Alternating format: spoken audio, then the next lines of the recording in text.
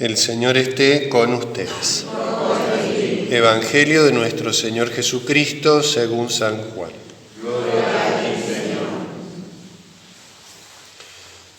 Al atardecer del primer día de la semana, los discípulos se encontraban con las puertas cerradas por temor a los judíos. Entonces llegó Jesús y poniéndose en medio de ellos les dijo: «La paz esté con ustedes». Mientras decía esto, les mostró sus manos y su costado. Los discípulos se llenaron de alegría cuando vieron al Señor. Jesús les dijo de nuevo: «La paz esté con ustedes. Como el Padre me envió a mí, yo también los envío a ustedes».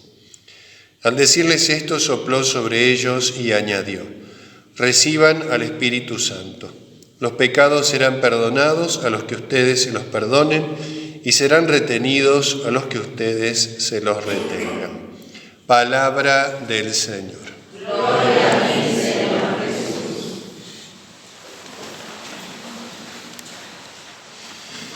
Estamos celebrando en este día esta solemnidad conclusiva del tiempo de Pascua, la solemnidad de Pentecostés, que nos recuerda y en cierto modo actualiza también ese acontecimiento de la venida del Espíritu Santo, como nos lo relata el libro de los Hechos de los Apóstoles.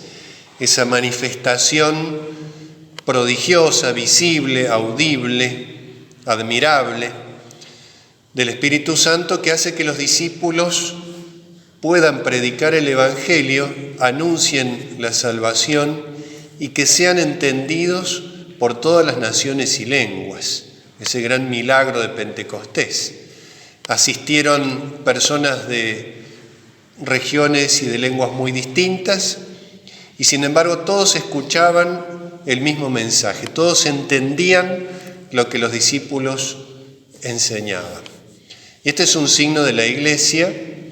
Ya desde la antigüedad se interpretó este acontecimiento de Pentecostés como un reverso de lo que había acontecido en Babel. ¿Se acuerdan aquel acontecimiento donde la soberbia humana quiso construir esa ciudad, una ciudad del mundo, una ciudad construida sobre el puro esfuerzo humano para asemejarse a Dios, para darle la espalda a Dios?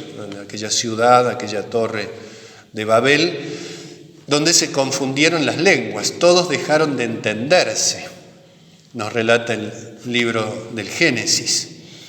Y en Pentecostés sucede lo contrario, porque es poner remedio a esa división que tenía por fundamento, en última instancia, la soberbia, el pecado de los hombres. La soberbia divide, el espíritu del mundo divide, el espíritu del mundo separa, enfrenta. En cambio, el Espíritu Santo hace lo contrario, unifica, da vida, nos aproxima, nos hace vivir realmente como iglesia, como hijos de Dios. Y la iglesia, suele decirse, nace en Pentecostés. Leíamos recién en el Evangelio de San Juan. San Juan no relata el acontecimiento de Pentecostés, pero relata un Pentecostés, por así decirlo, más íntimo, más profundo, que es el fundamento de esta manifestación. A veces pensamos que Pentecostés es exclusivamente esa manifestación milagrosa, lo prodigioso, lo que se ve, lo que se constata. Pero esa manifestación tiene un fondo que es sumamente importante.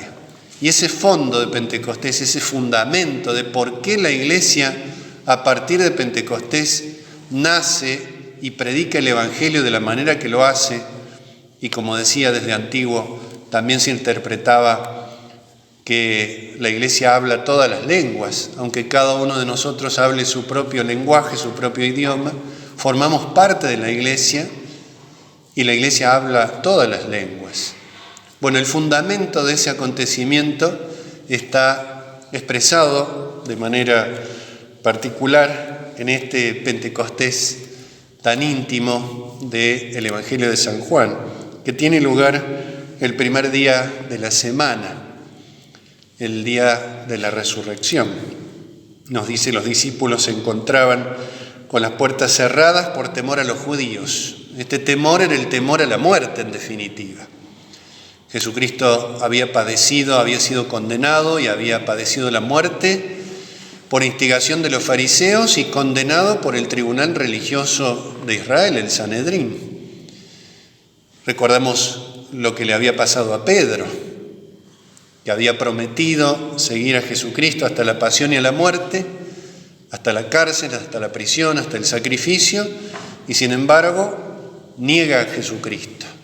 Le dice, no tengo nada que ver con él. ¿Por qué? En el fondo también actuaba ese poder de la oscuridad, ese temor a la muerte, esa debilidad propiamente humana, y necesitaba el poder de la gracia, el poder del amor divino, como lo va a hacer después Jesucristo después de la resurrección, para poder dar testimonio, para vencer este obstáculo. La iglesia estaba reunida, pero el motivo era el temor a la muerte. Y por eso todavía, podemos usar esta expresión, no había nacido. Estaba clausurada, estaba encerrada. Jesucristo se hace presente y les confiere el Espíritu Santo para la redención, que es la acción fundamental, la santificación. Hacernos santos es quitarnos el pecado. Por eso una de las atribuciones del Espíritu Santo tiene que ver con esto, con santificarnos, espíritu de santificación, con esos dones que actúan en nuestro corazón para que seamos dóciles a sus inspiraciones. Todos nosotros estamos recorriendo un camino que nos conduce a la patria del cielo. Es el camino más importante de todos, es el único necesario. Pero ese camino no lo podemos recorrer solos, necesitamos ser fortalecidos por Dios, y acá el Espíritu Santo tiene una misión particular.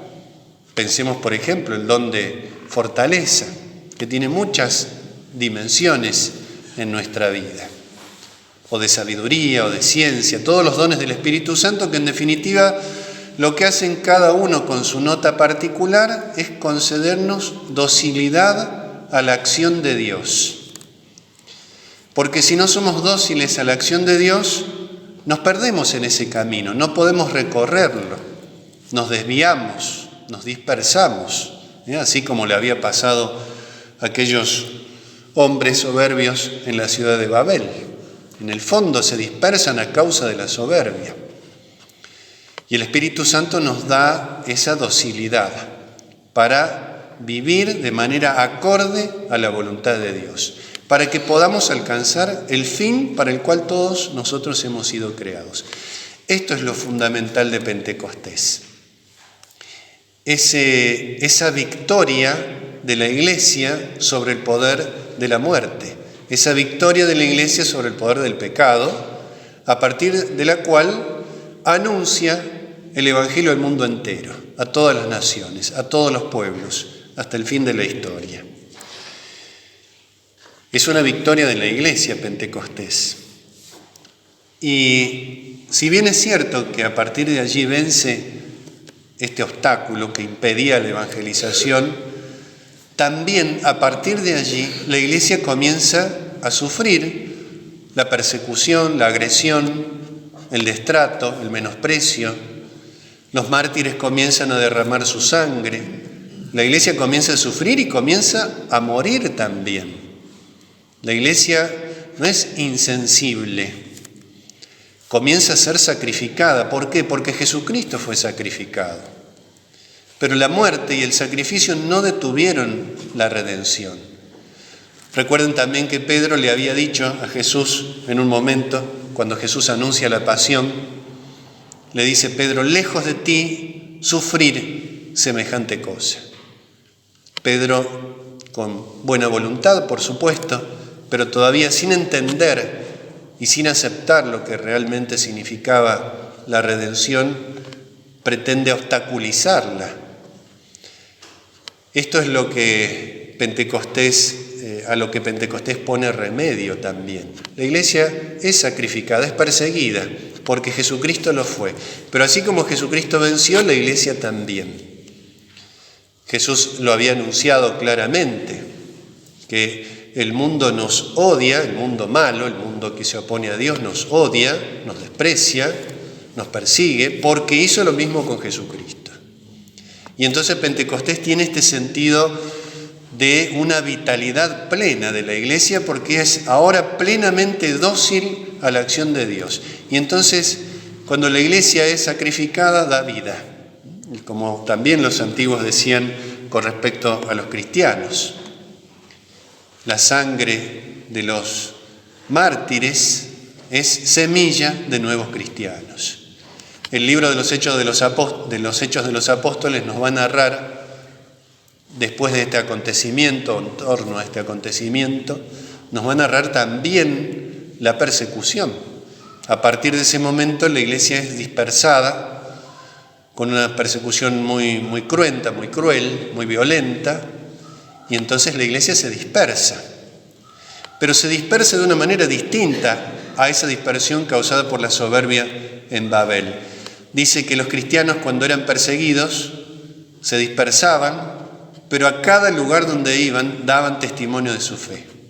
Era como esparcir la semilla, esa semilla que no se siembra toda en un solo lugar, sino que se dispersa, se extiende, se expande, y en cada lugar donde esa semilla llega, da fruto, en la medida en que existe, insisto, esta docilidad al Espíritu Santo. Vamos a pedirle en este día especialmente a la tercera persona de la Santísima Trinidad, al Espíritu Santo, que continúe siempre actuando en lo profundo de nuestras almas, confiriéndonos y renovando esos dones que tienen esencialmente que ver con la salvación de nuestras almas. Que le pidamos la fortaleza que necesitamos, la luz que necesitamos, la sabiduría que necesitamos, todos estos dones que los vaya renovando día a día en nuestras almas, para que también nosotros podamos llevar adelante esta lucha espiritual y perseverando alcanzar un día también la salvación. Pidamos humildemente al Señor que nos conceda esa gracia. Que así sea.